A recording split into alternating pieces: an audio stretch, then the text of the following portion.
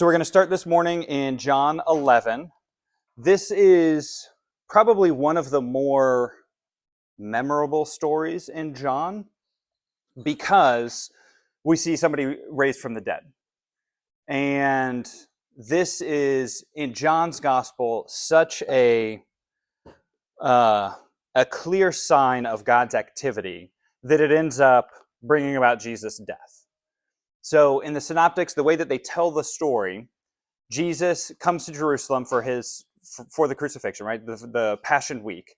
There's a triumphal entry, and after the triumphal entry, he goes to the temple, and this is the scene where he turns over the tables and makes the whip and gets everybody out that's trying to change money and being greedy inside the temple. And it's that event that starts the religious leaders trying to execute him, right? It's that event. John's gospel tells the story differently.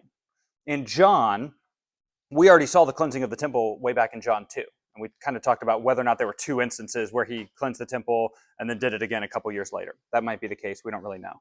But the way that John tells the story, it's this event, it's raising Lazarus from the dead, that is the final straw that sets in motion pretty much everything else that leads to Jesus' eventual death. It's this event.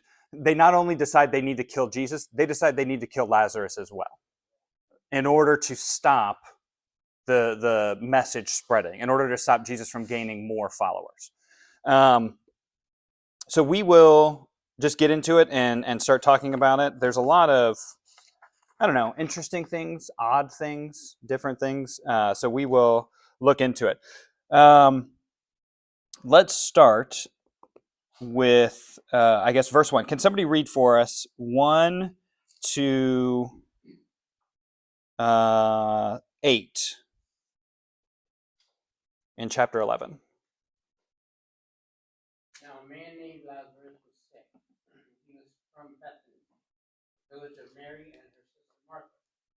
This Mary, whose brother Lazarus now lay sick, was the same one who poured perfume on the Lord and wiped his feet with her hair.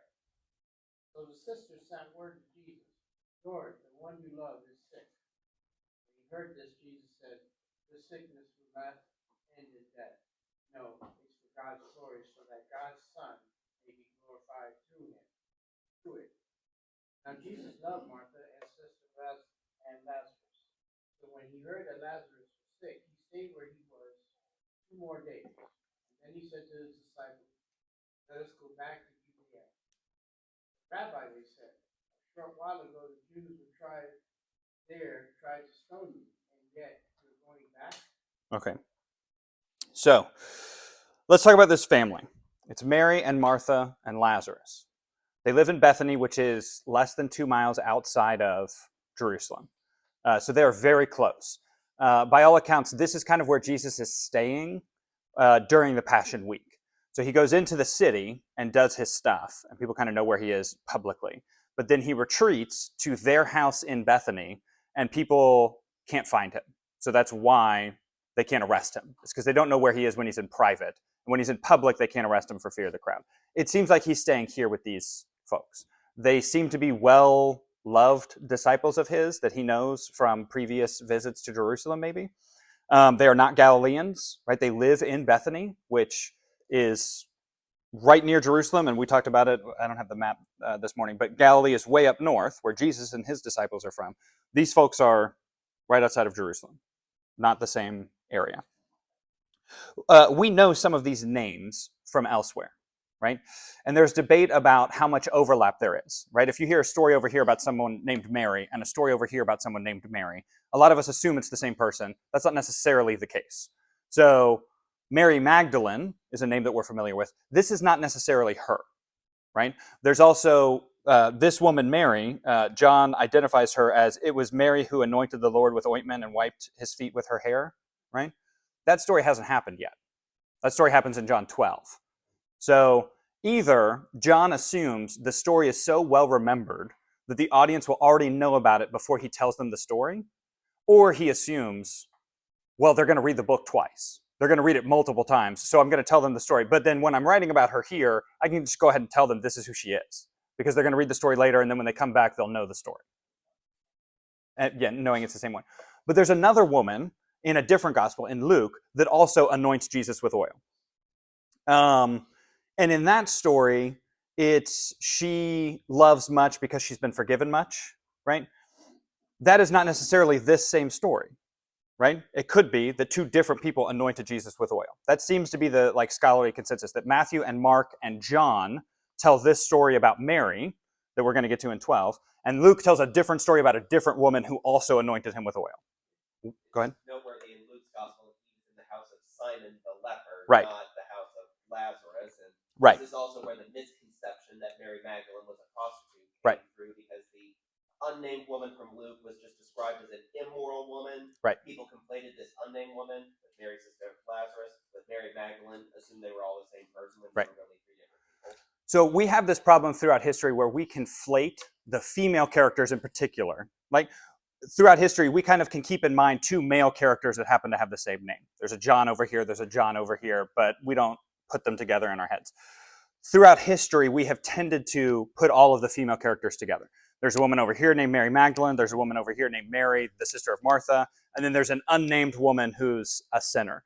We combine them all together to say it's Mary Magdalene, she was a prostitute, and Jesus loved her more than everybody because he forgave her so much because she was a sinner. There's no reason to do that. We tend to do that to make it easier because we don't invest as much in these smaller and female characters. But there's no reason to think that. We do think that Mary and Martha here are the same Mary and Martha that we see in Luke, that are Martha was busy working and serving and Mary was at Jesus' feet. We think it's the same people as them, right? That makes sense. Mary doesn't have to be, but Mary and Martha are probably pretty popular names. And so it could be that there happen to be two sets of sisters who both follow Jesus who are named Mary and Martha, but that seems unlikely. It tells us that Lazarus is sick, and the sisters sent to Jesus in verse 3, saying, "Lord, the one who you love is sick." Okay? The term here is related to the same word that the author will use later to describe himself, the beloved disciple, the disciple whom Jesus loved. So there is a small argument that Lazarus here is actually the author of this gospel, that he defines himself here as the one whom you love, and later the author of the gospel is described as the one whom Jesus loved. People look at that. People look at, we haven't seen in our story so far up to chapter 11, the beloved disciple hasn't appeared yet, right? We haven't seen him named. He starts in, I think, John 13. It's the first time we actually see him, which is after this event. So the argument goes, this event solidified Lazarus's faith, and then he's on board and he's there for everything from chapter 11 onward. And he starts to identify himself as a participant in the story, the beloved disciple. I think the majority of scholars reject this idea that Lazarus is actually the author of the gospel because of early Christian accounts that say it was somebody named John. Whether it's John, a disciple, or John the elder, we've discussed this before, but it's a small argument that he is the author of the book. What is notable is that he and the beloved disciple, whether or not it's the same person, are defined by Jesus' love for them, not necessarily their love for Jesus. Right? We don't know anything about Lazarus' faith. It's just Mary and Martha describe him as one who Jesus loves, not your servant who loves you so much is sick, you should come and repay him for how much he loves you. Right? They define him as the one that Jesus loves. Interesting. Go ahead. Had a lot of faith. Jesus went back to his house to visit so many times. Mm-hmm. So he would become accustomed to having him there and really learn a lot. But we aren't privy to that, right? The story doesn't tell us specifically those sorts of things. It seems like, if anything, it's Mary and Martha who display faith in the story that we're about to read. Lazarus is dead, right? He can't display faith while he's dead. And so it seems like maybe he is faithful. Maybe he died in faith in Jesus specifically. But we're not really told that. Lazarus is kind of an object in the story. He's not a participant. He's not a person who has lines in the story. He's just, we're going to talk about this thing over here, and it happens to be Lazarus' dead body that we're talking about. One other thing that I find interesting, I posed this question to some buddies last night. So we have in John this resurrection. We probably call it a resuscitation, right? Lazarus comes back from the dead, but what happens eventually to Lazarus? He dies again. In the passing of time, at some point, he dies. He does not come back and then is assumed into heaven in the way that Jesus is. So resurrection might not be the best word for it, but it's the word that we have. We have in the Gospels another story about a man named Lazarus. Anybody familiar? So in Luke, Jesus tells this really odd story. There's a poor man named Lazarus, and there's a rich man. Lazarus begs at the rich man's gate. And the rich man and Lazarus both die, and they both are in the afterlife. The rich man is like burning in hell. And across this great chasm, he sees Lazarus reclining, resting at Abraham's side.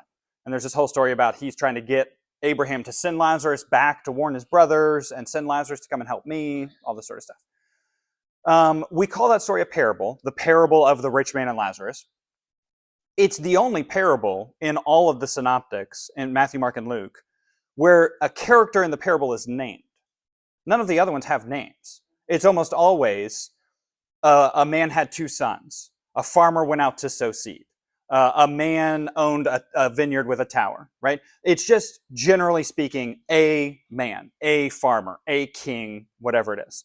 This one, somebody has a name. And we can read a lot into that, or we can read nothing into it. Maybe the point of the parable is the rich man doesn't have an identity because his identity isn't found in God. Lazarus does have an identity because his identity is found in God, maybe. But from pretty early on, people have connected these two stories.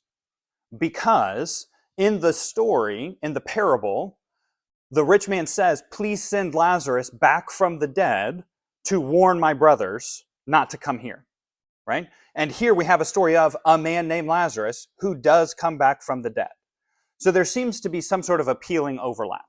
Now, more like liberal scholars who will say parts of the scriptures aren't really written by so-and-so, or they're not really true or whatever, will say one of the stories was invented to supplement the other, right? That they weren't historically accurate, or Jesus didn't really tell the stories or whatever. So they'll say, well, we have the story floating around of Lazarus being raised from the dead, and so later authors invent the parable of Lazarus to answer some questions, right? I think the main question that we have is, if Lazarus is dead for 4 days, where is he? Right? Like spiritually, in the cosmology of the universe, where is Lazarus for those 4 days? It's the same question of like, where does Jesus go when he's dead? Between the cross and the resurrection. Where is he? And people ask these questions, so the argument goes that the parable was invented to answer that question. Where is Lazarus? Oh, he's reclining next to Abraham until he comes back. We don't see that in the text, right? That's not what it tells us. And the text just doesn't tell us anything else. The text doesn't tell us where Lazarus is when he's dead. The text doesn't tell us what happens to Lazarus later, right? Like, he's going to die again. Does he end up in the same place where he was before? Was he just, for his consciousness, was he just asleep? And then he just woke up and didn't realize that he was dead, you know? Or is he really like in heaven with God and then kind of pulled back down out of heaven and put back into his body, right? These are all, I guess, options. Very strange, though. And the gospel does not tell us that, because for the story, it doesn't really matter, right? These are questions that we like to ask, but the story doesn't tell us the questions, the answers, because the story doesn't care. The story has a different agenda. It wants us to get something else out of it, and we can just speculate endlessly about everything else. Did you have a question? Oh, I was just going to say, wouldn't have the name Lazarus also mean God has helped for whatever significance that might mean? Yeah. The audience would have known what his name meant. Anybody familiar with like Batman comics? Yes. DC comics? In the comics, Ra's al Ghul, the Assassin's League or whatever, they have Lazarus pits. And if you're like mortally injured or dead, they put your body in this pit and you come back to life. There's a reason it's called a Lazarus pit, right? It's because of this. Again, I was talking with buddies last night and brought this up, and they were like, I had no idea that's where it comes from. But that makes sense. It comes from here, right? This is the story of this resurrection is so impactful right? It makes it into like DC Comics in the 21st century. It's also funny the name Resh Al Ghul is, I believe, like a Hebrew or Aramaic version Right. for the demon's head. Mm-hmm. But it's the same like cultural, yeah. So let's keep moving forward because we're only on verse 3. So the sisters send to Jesus and say, the one that you love is sick. Now, let's figure this out in verse 4. When Jesus hears it, he says, this illness will not lead to death. It's for the glory of God, so that the Son of God may be glorified through it. Does this remind you of a story that we've heard recently? The way that Jesus responds to this. Lazarus is sick, and Jesus says, it doesn't lead to death. It's for the glory of God. Yeah, it's kind of the same thing that Jesus says when they ask him, whose sin was it that made this man be born blind? Was it his or his parents? And Jesus says, it's not him or his parents. He's blind so that the glory of God can be revealed. Right? It seems to be the same answer that he's giving here. There's debate about like whether or not Jesus is lying again. Like the same thing when he's in Galilee and they say, hey, are you going to go down to the festival? And he says, no, I'm not going down to the festival. And then he immediately goes down to the festival, right? Where he says here, the illness doesn't lead to death. Well, like in the immediate sense, yeah, it does, right? So most like the scholars that we would read would say, it's not that Jesus is lying, it's that Jesus is saying, ultimately, in the end, death is not the result of this illness. Even though like death is still part of the process, right? Because he does die. That he'll die, but then eventually it'll be undone, right?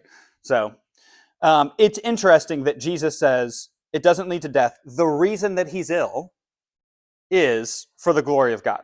And specifically, so the Son of God can be glorified through Lazarus' illness, right?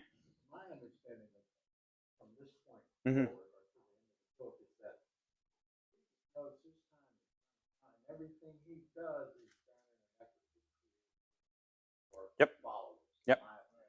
We'll discuss next week. So this is the last story, or this is the last week that we're going to have of Jesus's public ministry. Halfway through 12, he decides, I'm done with all of this. I'm not going to go around and perform signs anymore. I'm not going to go around and like performing teachings for the public. He withdraws, and 13, 14, 15, 16 is all Jesus teaching his disciples privately, preparing them for what's happening.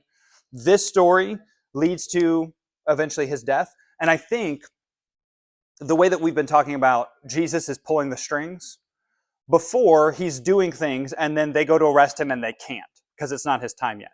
Here, he does this specifically to bring about the crucifixion. It's part of the plan. He says, okay, my time is, it's coming now. So we're going to do these greater things in order to put myself on the radar so that people will come and get me, right? We will continue to talk about that this week and next week as well, with the reason that Jesus shifts his focus and kind of closes down his public ministry. Go ahead. It's so fascinating that when he died on the cross, Mm-hmm. Matthew has the account, says the bodies of many holy people who had died were raised to life. Mm-hmm. They came out of the tombs after Jesus' resurrection. Yeah. Interesting twist. Here, Jesus is not even doing the miracle himself. Does that make sense? He just died. As a result of his resurrection, all these other people come out of the grave. Going to die again later, kind of like Lazarus. Yeah. But to profess who he is, so I find it interesting how we get so, how could he raise a dead person? But yet in his death and resurrection, Right. people testify without even doing the miracle before their eyes. Right. Just a result of who he is, he takes away death. And I think last week we saw when he's describing himself as the good shepherd, he says, because I'm the good shepherd, I have the ability, the power to lay my life down, and I can take it back up myself. So John really emphasizes that Jesus is capable of resurrecting his own dead body, right? Which is an immense display of power, right? But we're still jumping the gun. I want to hang out on 4 for 1 second. While we're reading the story of what's actually happening, keep this in mind. Mary and Martha are suffering, right? They're grieving the death of their brother. Lazarus is suffering. He is ill, which kind of stinks in the first place, but he's ill to the point where he dies, which I imagine also stinks, right? Dying. And Jesus here is saying that all of it is for the glory of God, and specifically for his own glory through the work that God is going to tell him to do, or allow him to do, or do for him, or on his behalf, or however that works out, right? I think this is tough, right? This is a tough thing while we're reading through the story, but we also have to keep this balanced with the emotions that we see Jesus displaying throughout this story, with Jesus knowing how it ends, and knowing that it's ultimately good, not just for himself, right? It would be one thing if the story were, it's going to be terrible for you guys, but it's going to be good for me, right? That kind of stinks also, right? You guys are going to suffer and go through it, but it's going to be good for Jesus on the back end. Some of us could be like, okay, I guess we'll do that because Jesus is God. But that's not even the point. The point for Jesus is, you guys are going to suffer, right? Mary and Martha and Lazarus, but it's going to be good for you on the back end. You all are going to benefit from what's going to happen, not just Jesus, right? So let's keep going. Jesus loved, this is verse 5, Martha and Mary and Lazarus. Therefore, so this is, again, very weird in verse 6. Because Jesus loved Mary and Martha and Lazarus, when he heard that Lazarus was sick, he decided to stay away for 2 days, right? I think some of your translations try to fix this and say, yet. Jesus loved them, and yet, when he heard about it, he stayed for 2 days. That is not what the text says. The text really does make it a cause and effect. Because of his love for them, he decides not to go for 2 days. He stays where he is. Scholars try to reason this out about where Jesus physically was at the time, and how long it would have taken him to travel, and how long it would have taken for the message to get to him. I'm not really concerned about that so much as Jesus is specifically saying, or John is saying about Jesus, because of his great love for them, he does not immediately go to them. Does this strike you as odd? Right? It's very strange. The only way that I can reason it out is because Jesus has a plan for what he's going to do. And because of his great love for them, he has chosen them to receive this amazing story. Because he could have, I'm trying to snap louder, he could have healed Lazarus immediately, right? He gets a letter that says Lazarus is sick. From wherever he is in the world, Jesus could say, okay, he's not sick anymore, right? Done. Easy. I love Lazarus so much, he's not sick anymore, right? He could have done that very easily. But then nothing else would have happened. None of this story would have happened. And I think that seems to be the point, that because of his great love for them, he chose them to be the ones who receive this story. And by the end of it, it seems like Mary and Martha and Lazarus are deeply faithful to Jesus. They are on board for sure after this story, which seems to be the benefit for them. They're going to go through some suffering for a week, and then at the back end, everything is peaches, right? Everything is great for them moving forward because they've gone through this story with Jesus and come out on the other end, right? And it seems to be that Jesus is saying, or John is saying, because Jesus loved them so much, this is what happens to them, right? Again, this seems a little tough, right? That Jesus loves them so much that they're going to suffer. But it's also that Jesus loves them so much that this is the story that's going to be carried through. Mary and Martha and Lazarus are going to be the it family outside of Jerusalem, right? Not to mention, great suffering might even be followed by greater happiness. Almost. Right. That's the analogy I can think of. Like, say, a surprise party where everyone pretends they forgot your birthday, you're bummed half the day, right. And all of a sudden, surprise. Right. And it's also, it reminds me of Paul in Romans, and elsewhere actually, where Paul specifically says that we share in the glory that Christ receives from God if we share in the suffering that Christ receives on earth. The only way to receive the glory is through the suffering, right? And Paul kind of says, if you're not going through the suffering, you're not in. You're not participating, you're not united with Christ if you're not sharing in his suffering, right? Kind of reminds me of that. These three receive a bunch of glory for this, right? They participate in the glory. And it's because of their suffering, right? So let's keep moving. Now, after 2 days pass, Jesus says, let's go to Judea. And his disciples say, whoa, whoa, whoa, whoa, whoa, this is not a good idea. The last time you were there, recently, they were trying to kill you. We can't go to Bethany. It's too risky. It's really close to where they're trying to kill you.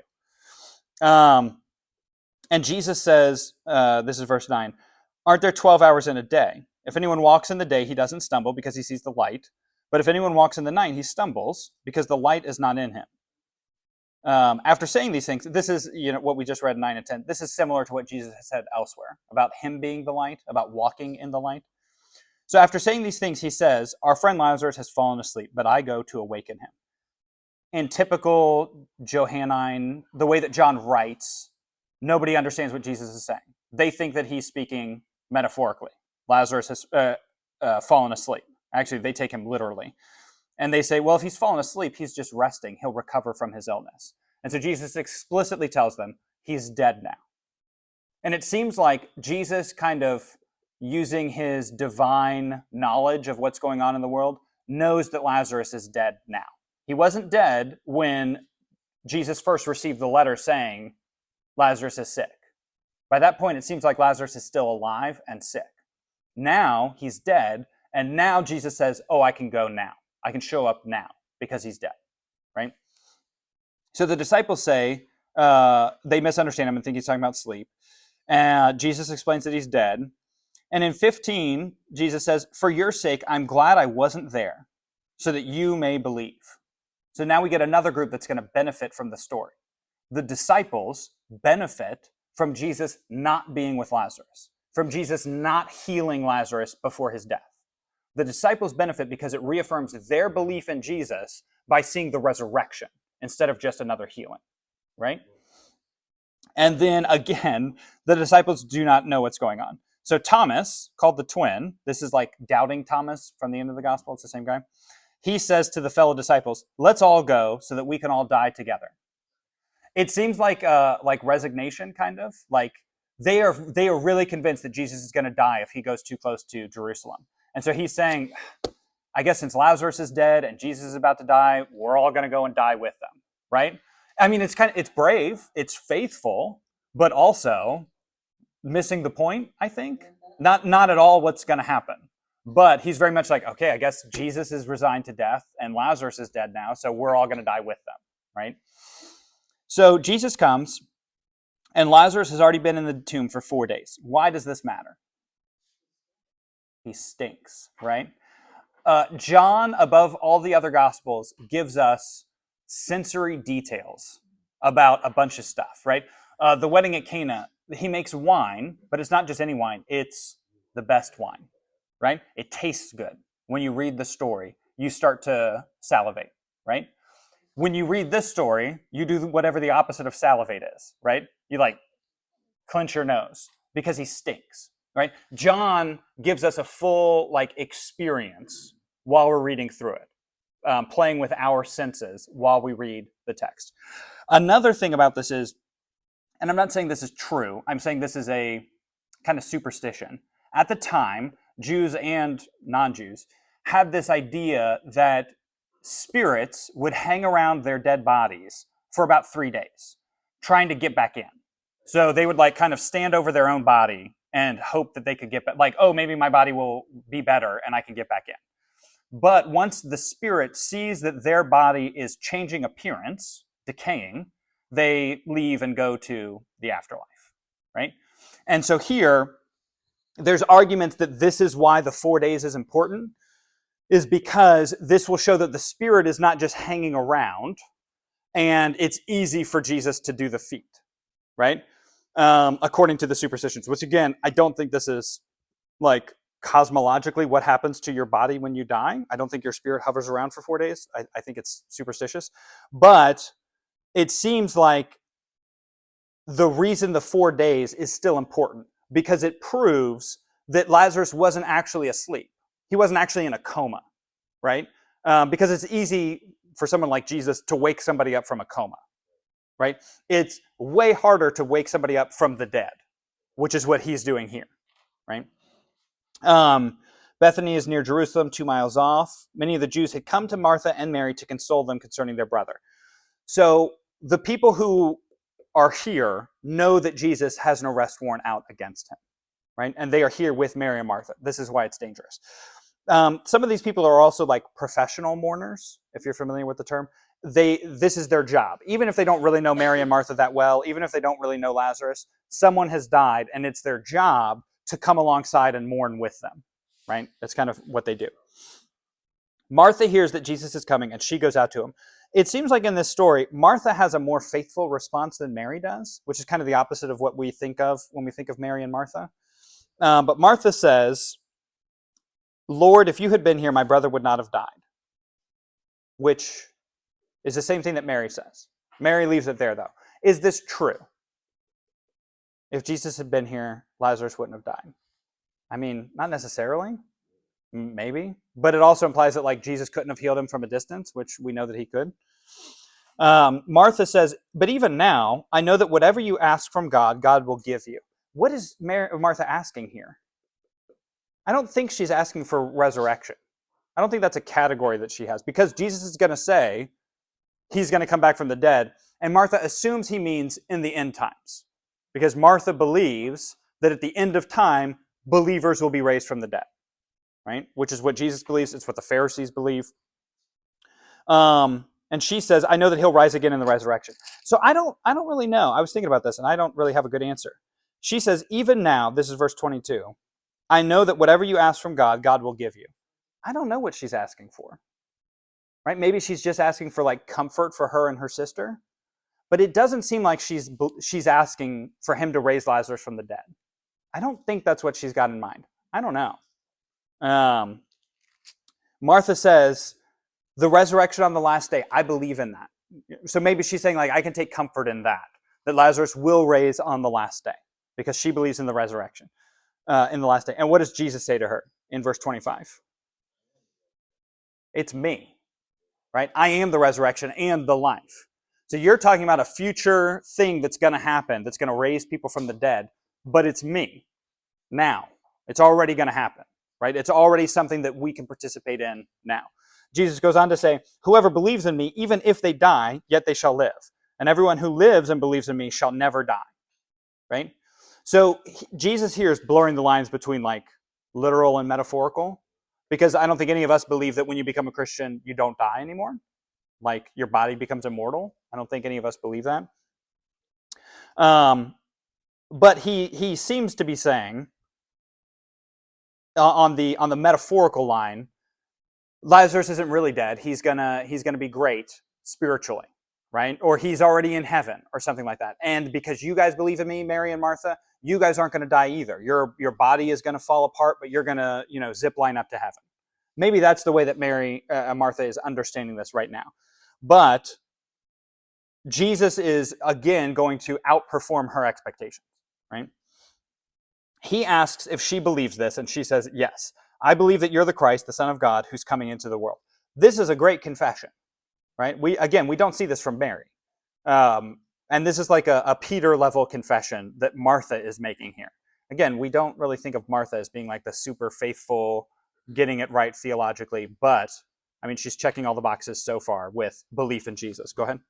In verse 27 in my Bible, it says, I believe that you are the Christ, the Son of God, who is to come into the world. But he's right in front of her. He's already in the world. Right. In my Bible, no, that's right, because mine says, who is coming into the world.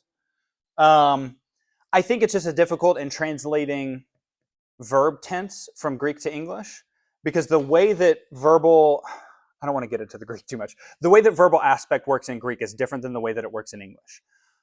Where when somebody is currently doing a thing, this is kind of the way that you describe it. And so I think what she means is like, he's coming into the world in the sense of he came into the world and is still here. The action of coming into the world is continuing. We would probably say who came into the world, because he did that at Christmas and is now in the world. But I think the way that the Greek renders it, it's much more, he came into the world and continues to be in the world. So the action was in the past, but the effects continue to the present. Does that make sense? It sounds weird in English, but I think that's what it means, is not that he's coming in the future, It's that he is currently in the process of coming, which started at Christmas. Does that make sense? Hopefully that makes. Did you have a thing? We kind of understand it when we hear people say, "Seek and you shall find, knock on the door." So seek and keep on seeking, knock and keep on knocking. Yeah.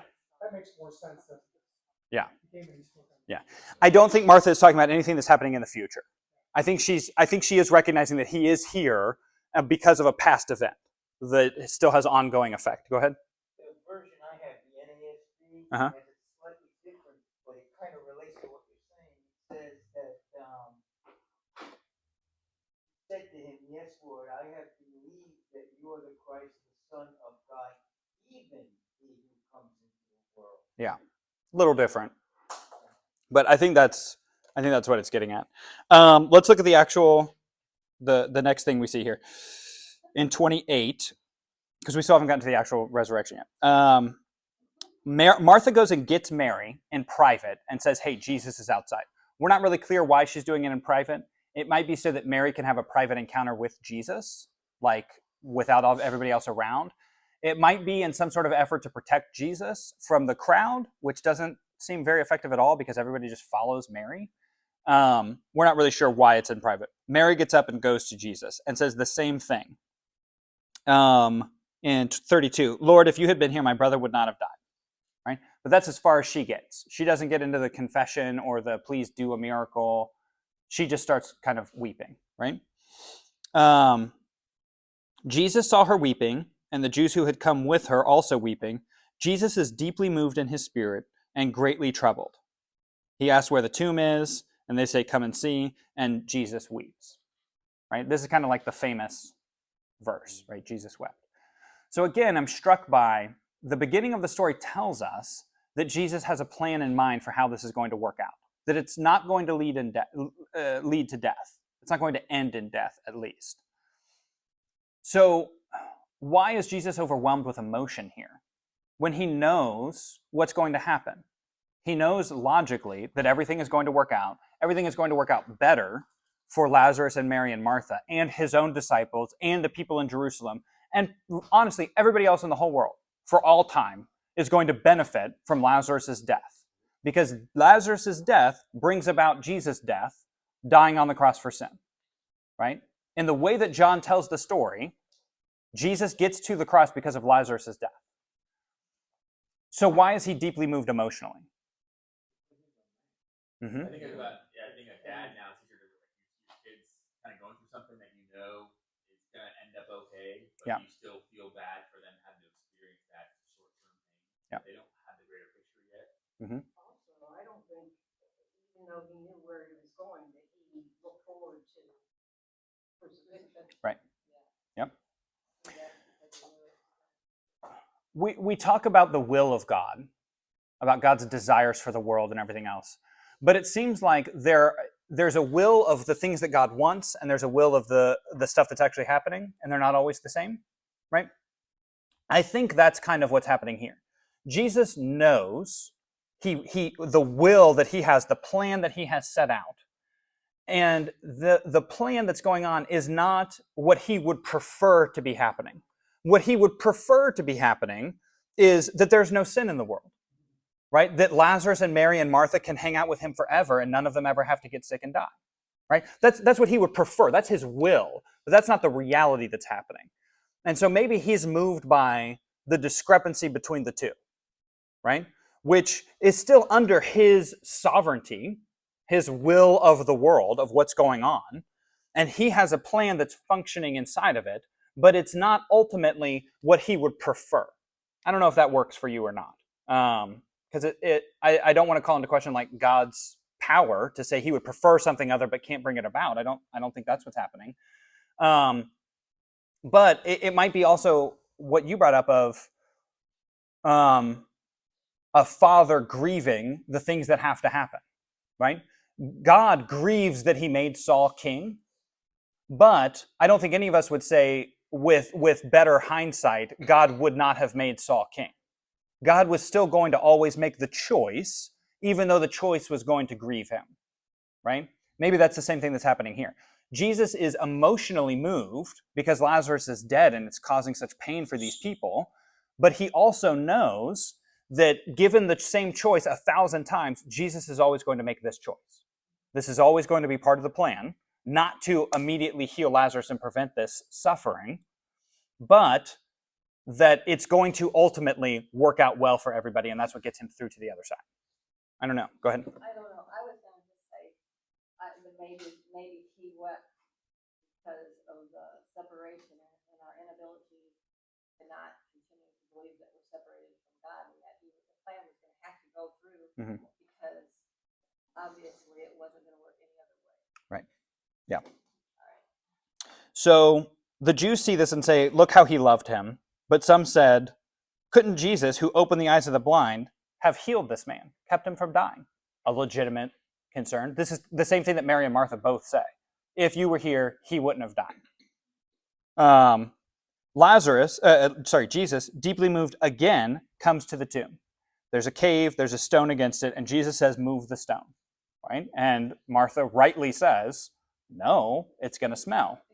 Right? If there's a dead body in there. You're supposed to leave the stone over it until the body decays enough to where it's just bones that don't smell anymore. And then you can go and do something else with the bones later. Right? Jesus says in verse 40, didn't I tell you that if you believed, you would see the glory of God? This seems to be a compelling argument of like, just trust me. Right? Believe in what I'm telling you, and you'll see something amazing.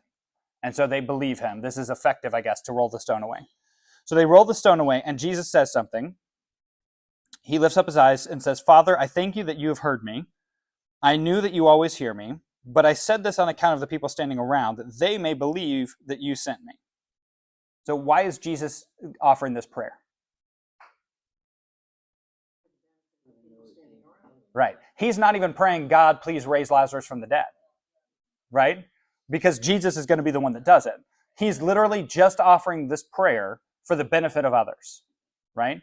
It's kind of like the pastor on stage offering a prayer for us to hear the prayer, right? Not necessarily that the pastor is praying earnestly for this thing, but is offering the prayer for our benefit to hear it, right? So when he says these things, he cries out with a loud voice and says what? Lazarus, come out. Apparently, scholars have had fun with this for centuries, saying if Jesus hadn't specified his name, then all the dead bodies and all the tombs nearby would have all come out. And so he has to specifically say, Lazarus and only Lazarus, come out. Because Jesus has the power to just blanket statement, raise everybody from the dead. I don't know. The man who had died, come out. His hands and feet were bound in linen strips and his face wrapped in a cloth. So Jesus says, unbind him and let him go. This has to be, I don't know, comical on some sense, right? The way that they treat the body, they lay out this super long cloth, they lay him in it, and then wrap the cloth over his head, and then kind of fold it over and tie it at his head and his hands and his feet. So his feet are kind of out, but, I mean, they're bound at his ankle. So imagine you're there, and you wake up, and so you can probably use your stomach and sit up, and you can probably scoot over, but you're so he's got to hop out of the tomb to show people that it worked, right? So it's got to be comical at some point of he's covered head to toe in this cloth and is hopping along to get out so that people can see him. So then they go and actually untie him and let him out, right? I mean, that's got to be, it's Halloween. It's spooky season. That's kind of what I think of. It seems very comical, right? Notice the difference, though, between this story of this resurrection and what happens with Jesus. If you're familiar with the same burial cloths, there's two cloths. There's the big long thing that goes under the body and then wraps over the head and back over the body. And then there's a separate cloth that's like a sweat cloth that normally people would wear while they're alive, and it's put over their face. If you're familiar with the Shroud of Turin, the kind of myth, that's the sweat cloth. So there's two different cloths. For Lazarus, he's still bound up in them. He wakes up, they have to untie him and let him out. What happens with Jesus in the tomb? They're folded up. And the shroud is over here and the cloth is over here separately, folded up, nice and pretty. So something very different happened with Jesus when he raises from the dead than Lazarus. Lazarus needs somebody else to help him get out of the bindings. Jesus doesn't. And Jesus like folds his bed and like makes his bed after he's done with it, right? Like very different display of power that's happening here, or ability, right? What does Lazarus do to participate in this event? Absolutely nothing, right? He is a dead body, and Jesus unilaterally says, get up, right? And then he does. It seems like he's benefiting from his sister's faith more than anything else, right? That Jesus is doing the power, and Lazarus isn't doing anything. It's not like Lazarus is like displaying great faith, and then Jesus is saying, okay, I guess I'll raise you from the dead. No, like Lazarus is not participating at all in what happens. Good? So, many of the Jews, this is 45. What time is it? Oh, we are out of time. Look at that. Many of the Jews who came with Mary saw what happened, and many of them believe, but some of them don't. This is the same split that happens every time. Some of them believe and some of them don't. What do the people who don't believe do? They rat them out, right? First thing they do, they run off the mile and a half and tell the Pharisees, oh, you'll never believe what Jesus did now, right? So the chief priests and the Pharisees gathered the council. This is probably the Sanhedrin, which is like 70 religious leaders made up of the high priest at the time, the singular high priest, the other priests that are related to the high priest, or chosen by the high priest, or somehow in the same Sadducee group, and probably leading Pharisees, elders of local families, this whole group, right? It's 70 people, that's kind of this council. They get this council together. This is the most authoritative body in Jerusalem, right? They're given their power by Rome. Rome allows them to exist, but they make decisions, and they have now gathered to discuss Jesus. What are we going to do is their main concern. If we let him go on like this, everyone will believe in him, and the Romans will come and take away our place in our nation. This is a legitimate concern, because Rome does this all the time. If Jesus becomes too much of an upstart and gathers too many followers, especially followers who think that he's a king, then Rome is going to come in and just kill them all. And Rome does not care about who believes the Pharisees and who believes Jesus. Rome doesn't care. They are not bothered to care. They're going to kill everybody. But the Sanhedrin also knows if Jesus gathers more and more power, Rome could kill them. But if we do something to stop him, then we lose power. The crowds like him, and they won't listen to us anymore, right? So they really are stuck where, because Jesus is on the rise, they see their power slipping away, right? And this is a concern. They want to protect Jerusalem, the people. This is a legitimate concern, but also they're protecting their own seats at the table, right? Their own authority. Caiaphas, who is the high priest, this is the guy. He's been the high priest since I think 18 AD, and he will be until 36. We think this is happening in the year 30. Caiaphas, he's the high priest, he's a Sadducee, but he's appointed by Rome. Rome picked him to be the high priest because he was more loyal to Rome than the previous guy. He says, you know nothing at all, nor do you understand that it's better for you that one man should die for the people, not that the whole nation should perish. He is giving very cruel logic.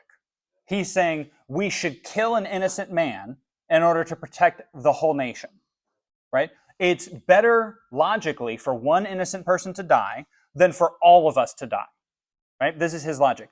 But John tells us his cruel logic is actually the Holy Spirit speaking through him and giving this prophecy that nobody at the time understood. Meaning, it's better that one man should die for the people, which is exactly what Jesus is going to do.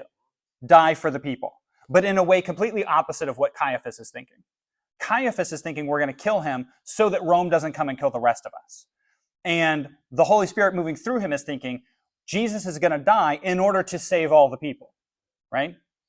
And then John goes on to clarify even further that Jesus would die for the nation, and not the nation only, but also to gather into one the children of God who are scattered abroad. We think this probably means both Jews and Gentiles, like the elect, the sheep to use John's term, from both the Jews and the Gentiles, right? Everybody that's going to believe will be gathered together through Christ on the cross. And then what does it say in verse 53? From that day on, because of the resurrection of Lazarus, they resolve to put Jesus to death, and they seek to find a way to do it. Because they can't do it in front of the crowds, because the crowds like Jesus and they will lose power. But they can't do it at night because they don't know where Jesus is at night. This is where Judas steps in. The betrayal of Judas is literally only telling them where Jesus lays his head at night, because that's what they didn't know. And then they have an opportunity to arrest Jesus at night instead of publicly. Okay? Jesus, therefore, no longer walked openly among the Jews, but went from there to a region in the wilderness, to a town called Ephraim. We don't really know exactly where this is. But he's no longer walking around publicly because of this arrest warrant that's out for him. The Passover was at hand, and many went up to the country from the country to Jerusalem, and they were looking for Jesus. And again, the crowds are talking about him. What do you think? Is he going to come to the festival? This is the same kind of conversation we saw earlier. Who do you think he is? Do you think he's the Christ? Do you think he's the prophet? Do you think he's a madman? Is he infested with demons? Right? The chief priests and the Pharisees, however, had given orders that if anyone knew where Jesus was, they should tell them so they can arrest him. Right? This sets up the scene for the triumphal entry, where Jesus comes very publicly, whereas last time he came very privately. He kind of snuck in and then appeared at the temple. He's coming very publicly, where now he has the crowd on his side, so that they can't just like knock him off of his donkey and arrest him, because there's so many people that are celebrating his arrival. Let's just end here, and we will do 12 next week. Next week, we will talk about the stuff we actually see in 12, but I also want to talk about John's use of the Old Testament, which really picks up in 12. The way that he's quoting and referring to Old Testament texts. And then I also want to talk about the specific quotation that we see in John 12:40, where he's quoting from Isaiah. And we'll spend a couple minutes talking about that next week. All right? So let's pray, and we'll be dismissed for service.